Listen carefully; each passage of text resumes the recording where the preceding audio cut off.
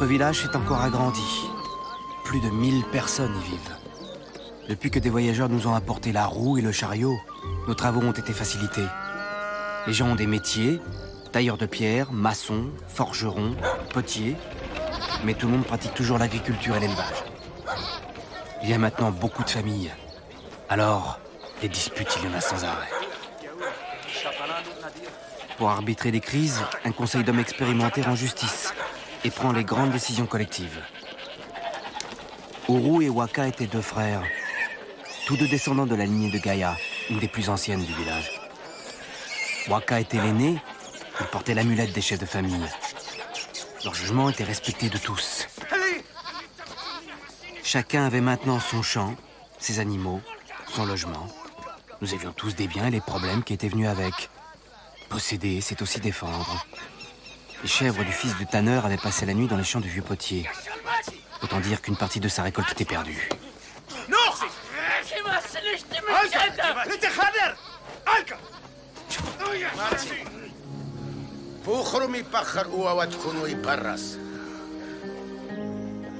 Dans ces cas, on faisait toujours appel au conseil. Le conseil tranchait au cas par cas et souvent selon la coutume.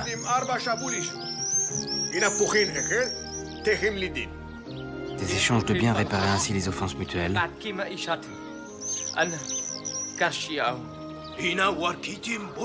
La décision des sages suffisait à calmer ces conflits quotidiens. Le fragile équilibre du village reposait sur ces décisions collégiales. Mais les grands malheurs qui nous guettaient allaient le faire éclater. Avec l'aide d'Uru et sa gourmandise pour les richesses.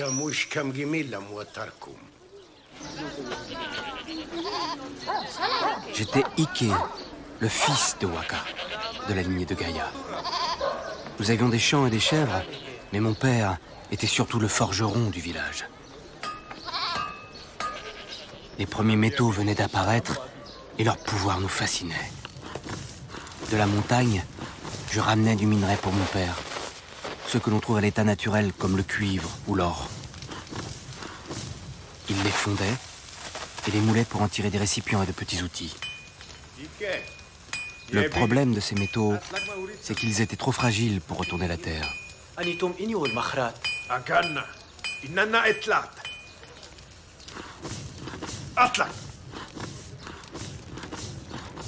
Depuis quelques jours, la peau de ma mère s'était teintée de rouge. Personne ne se doutait alors de l'arrivée de la grande tragédie.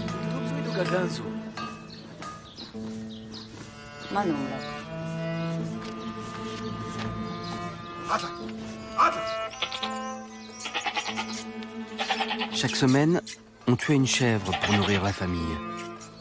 Je n'aimais pas ça. Je ne savais jamais laquelle choisir. J'étais loin de me douter qu'il y avait là, sous mes pas, des créatures invisibles et terriblement néfastes. Le premier signe de la grande tragédie fut cette chèvre, à moitié morte.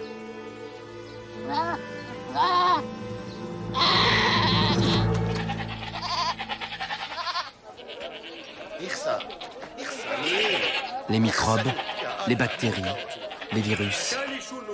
Sans qu'ils le sachent, toutes ces créatures se développaient à grande vitesse grâce à la concentration d'hommes, d'animaux, d'excréments et de déjections.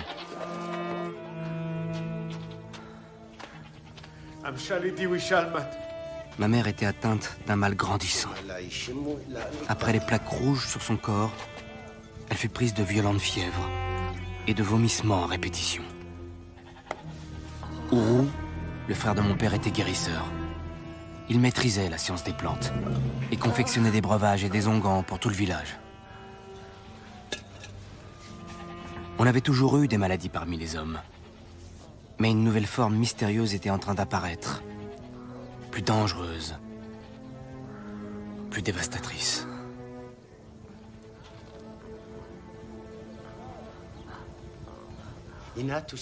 Uru se voulait rassurant. Et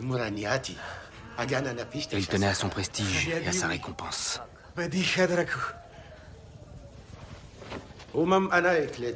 Son pouvoir de guérisseur viendrait à bout du mal. Uru adorait les cadeaux.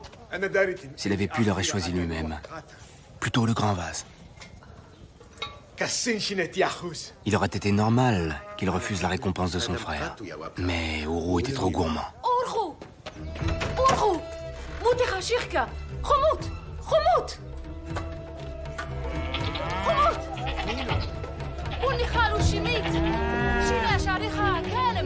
Il y a un phénomène que les hommes ont pu anticiper.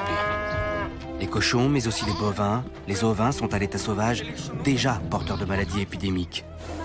L'élevage a créé les conditions pour qu'ils ne les transmettent.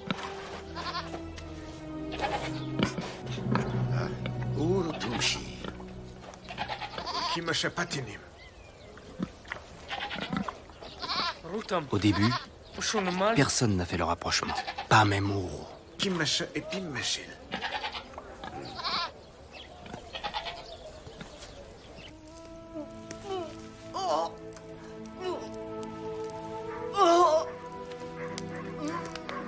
La rougeole, la tuberculose, la grippe, la petite vérole, tous ces fléaux nous seront transmis par notre bétail.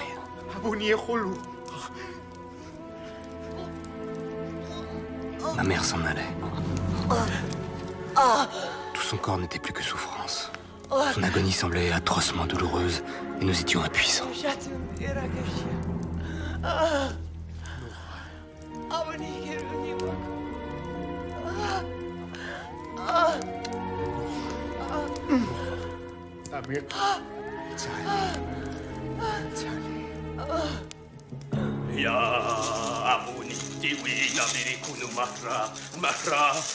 À cette époque, les coutumes funéraires ont changé.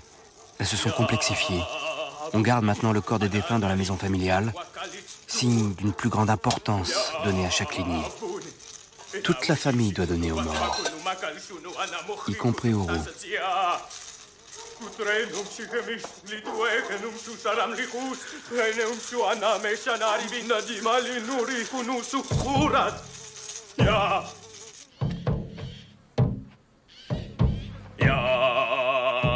Hydro, notre sorcier, intercède auprès des divinités. Il facilite le passage dans l'autre monde. On raconte qu'il peut parler avec les forces invisibles, avec les morts et ceux qui les accueillent.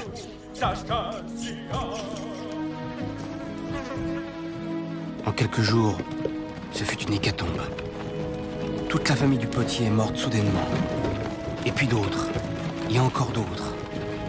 Des familles entières. Si bien qu'au bout d'un moment, il n'y avait plus personne dans la maison pour les enterrer. Alors les sages ont décidé de mettre tout le monde dans une fosse, en dehors du village, pour chasser les odeurs de la mort. Le conseil siégeait depuis la veille dans la maison communale, mais personne, même Hydro, notre chaman, ne trouvait d'explication au mal. Comment aurait-il pu savoir? Le seul indice qu'ils avaient, c'était les plaques rouges. Le mal commençait toujours par des plaques rouges. Vous tous, montrez vos corps. Nous verrons si le mauvais sort vous a désigné. Montrez. Le mal invisible qui rôde choisit ses complices. Mais ils ne peuvent nous échapper, car la trace du vilain est sous leurs habits.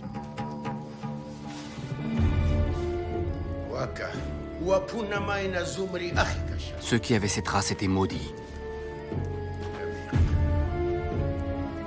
Uru avait trouvé le signe du mal, et tout le monde voyait bien qu'il avait raison.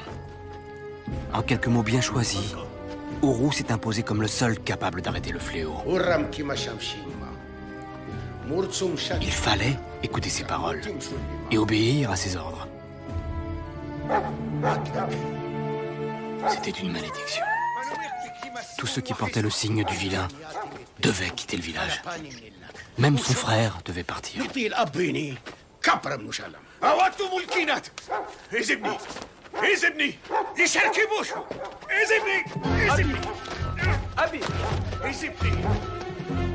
Les hommes ne peuvent pas comprendre le rôle des microbes. Face à ces catastrophes dont ils ne connaissent pas l'origine, ils accusent les forces invisibles.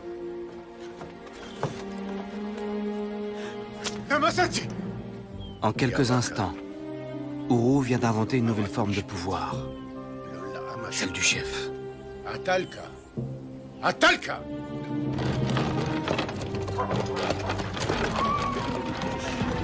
Uru est devenu ainsi l'homme le plus important du village.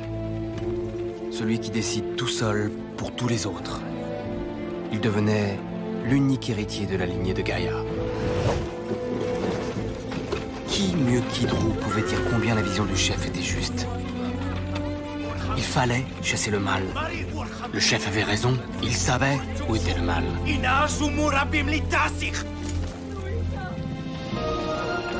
En peu de temps, le religieux devient le premier soutien du politique. Nous sommes partis, une dizaine d'entre nous, sans savoir ni où ni comment nous allons survivre.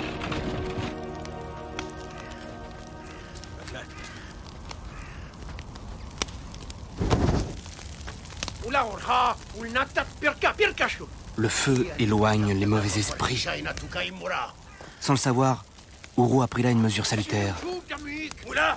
Éliminer le mal par la chaleur. Toutes les bêtes mortes seraient brûlées. En peu de temps, cette mesure a arrêté l'hécatombe chez les animaux.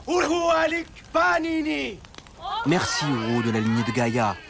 Merci pour ta clairvoyance. Merci de nous sauver.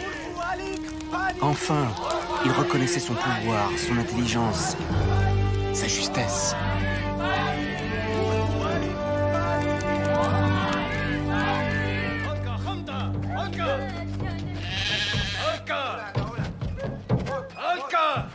La grande chasse aux complices du mal a continué. Uru, un homme de pouvoir, a vite compris qu'il lui fallait une force armée pour l'aider à exécuter ses décisions. Toutes les maisons étaient fouillées, tous les êtres vivants étaient contrôlés, tous ceux qui portaient la marque de la malédiction étaient bannis. Et leurs biens étaient marqués à la chaux.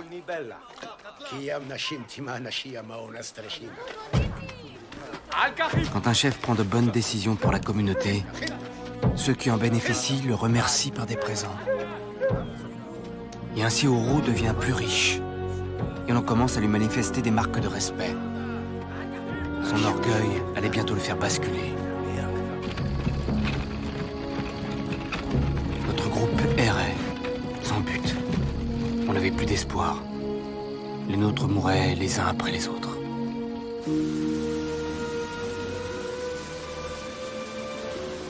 Les épidémies partagent plusieurs caractéristiques. Elles se propagent vite et efficacement d'une personne affectée à une autre. Et ce sont des maladies aiguës, où l'on meurt, où l'on se remet complètement dans un court laps de temps.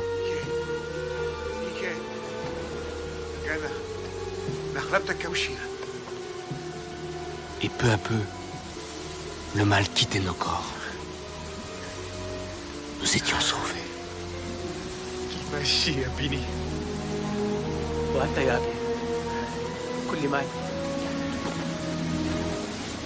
Les plaques rouges avaient disparu.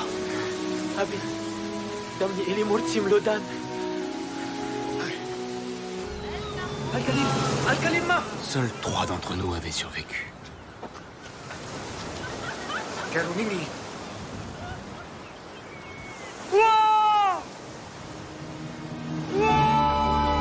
Au bout de plusieurs semaines de marche, nous avons trouvé la vie.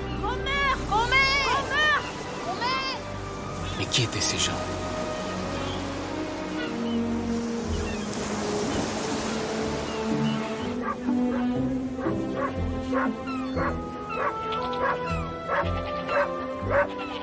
Ces gens venaient d'Anatolie, du Nord. Eux aussi avaient connu la grande maladie et beaucoup d'hommes avaient disparu.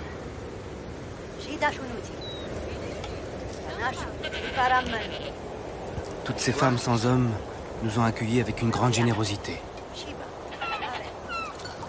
Dans notre village, les hommes avaient toujours commandé, tandis que les femmes décidaient à la maison. Chez ces étrangers, c'était une femme qui prenait les grandes décisions. C'était nouveau. Des hauts plateaux d'Anatolie, ces femmes avaient apporté 2 découvertes majeures.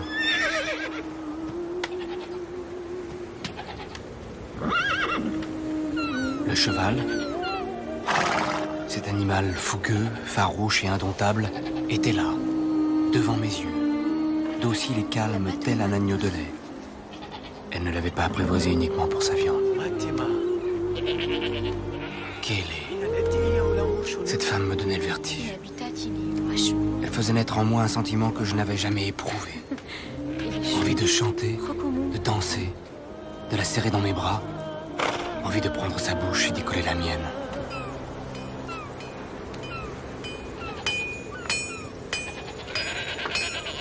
La deuxième découverte allait changer la vie de mon père et plus tard celle de tous les hommes. Quel était ce métal? Il était dur comme de la pierre. Mon père n'avait jamais vu ça. Comment l'avait-il fait? Mon père mourait d'envie de savoir. Mais le secret était bien gardé. Chez nous, l'épidémie s'était soudainement arrêtée et le pouvoir d'Uru en avait largement bénéficié. Les biens de ceux qui étaient partis étaient désormais sous sa responsabilité, et notamment ceux de son frère.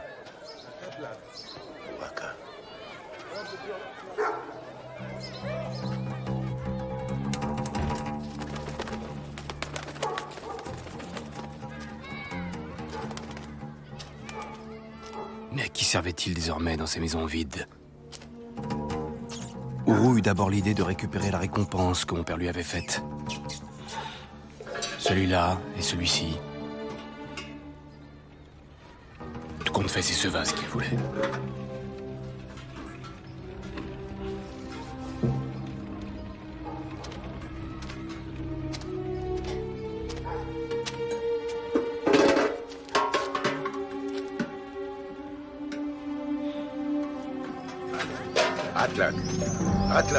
Bientôt, tous les biens des maisons vides furent réquisitionnés. Uru déclara qu'ils appartenaient à la communauté villageoise. En peu de temps, ils vont devenir sa propriété.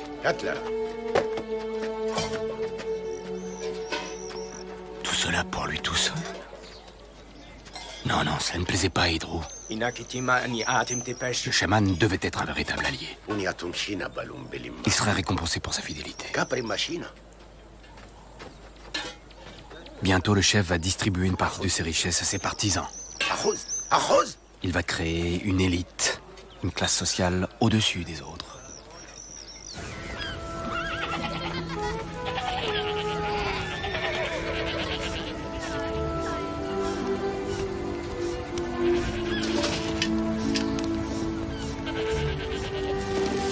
Le bronze.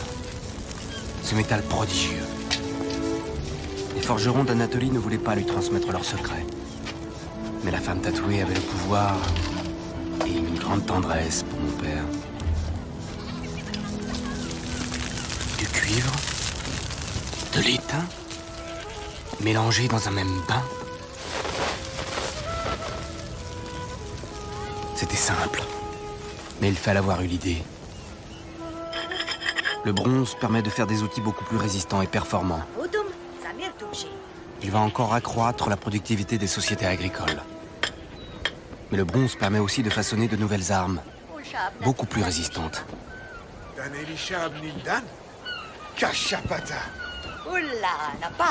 Qui avait eu cette idée?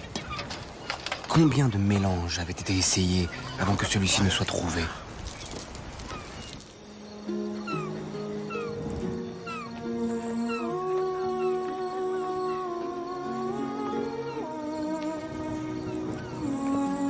L'histoire de Kelly était dessinée sur son visage.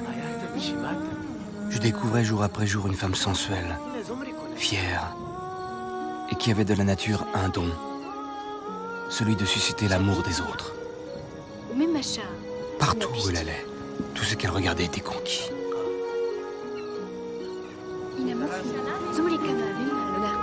Moi, j'étais vaincu. J'avais presque oublié le passé. Et toutes nos douleurs.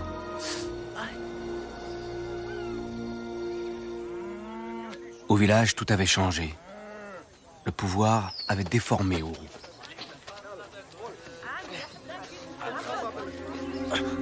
Son statut exigeait maintenant qu'il soit logé dans la plus grande maison, l'ancienne maison communale.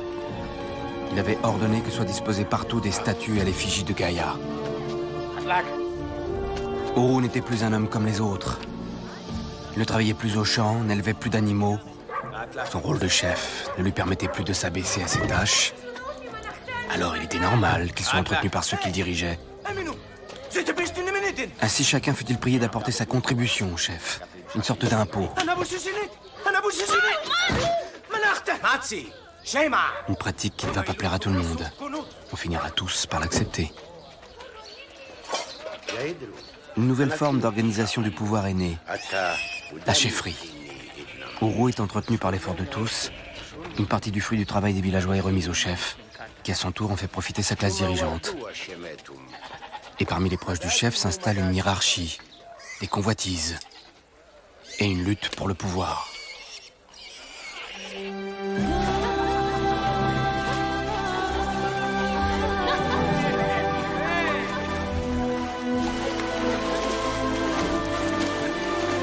Kelly avait changé ma vie. L'amour avait fait de moi un homme, et j'avais trouvé un sens à cette existence chaotique.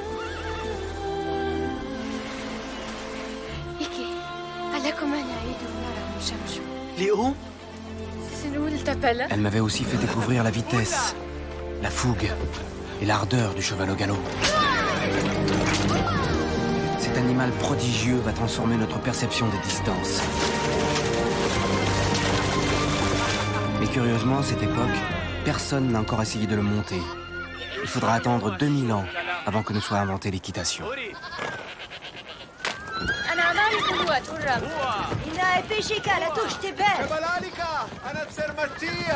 Guéris et forts de ce que nous avions appris, nous avons décidé de retourner chez nous.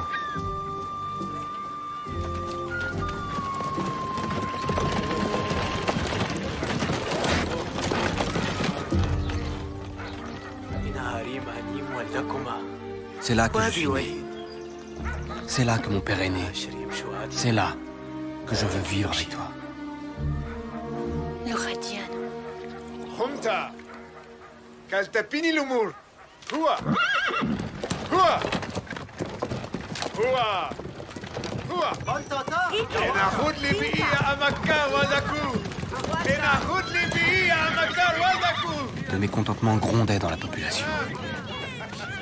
Ourou était devenu un despote et il ne tolérait plus aucune contradiction.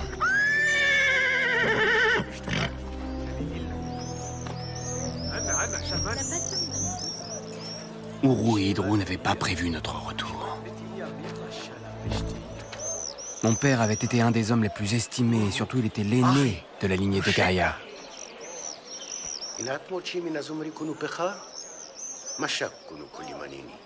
Shalmanu.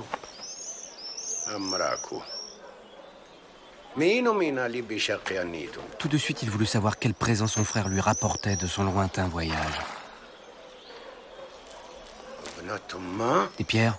Était cela l'honneur qu'on lui faisait?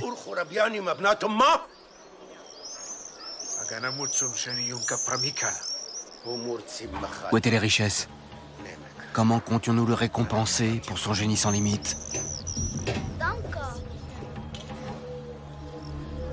Le pouvoir appelle le pouvoir. Posséder appelle plus de richesses. Et tout cela perturbe l'esprit.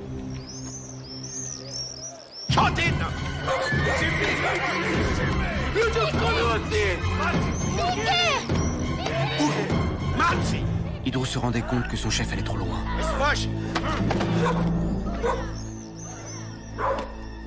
Mais que pouvait-il faire?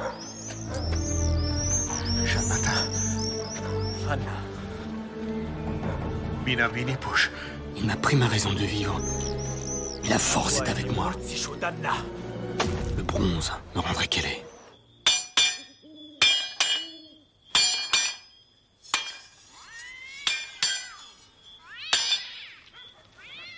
Quand le pouvoir devient abusif et que l'équilibre de ce qu'il apporte et de ce qu'il coûte est rompu, celui-ci est condamné.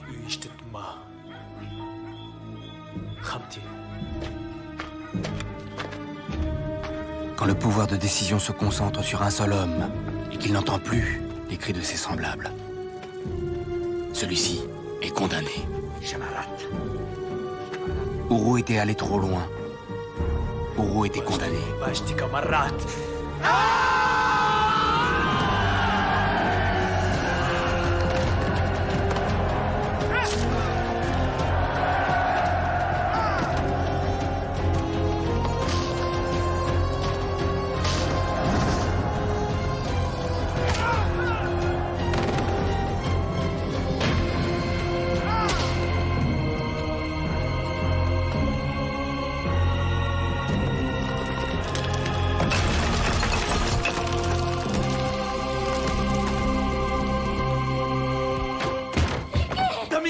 شوزيب يا أورخو. Ulla يايكي. Ulla. Bella anaku. Mahata. إيكي إنتي لكم إيكي إنتي لكم. Uro était perdu. Il était prêt à tout faire basculer avec lui plutôt que de céder. يزبشي وتي يا ميتروت كيما بولين بالخيم تشاسي. يزبشي.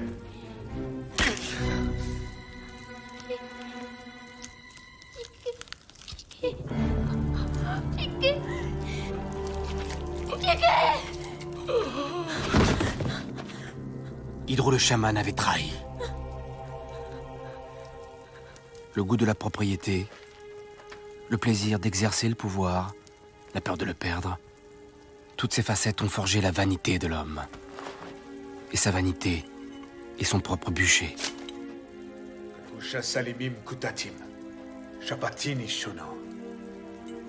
Mon père décida alors que je devais régner.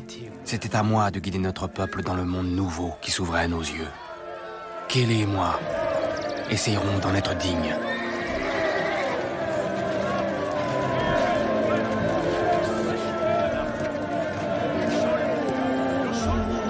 Les chefferies vont bientôt devenir des royaumes.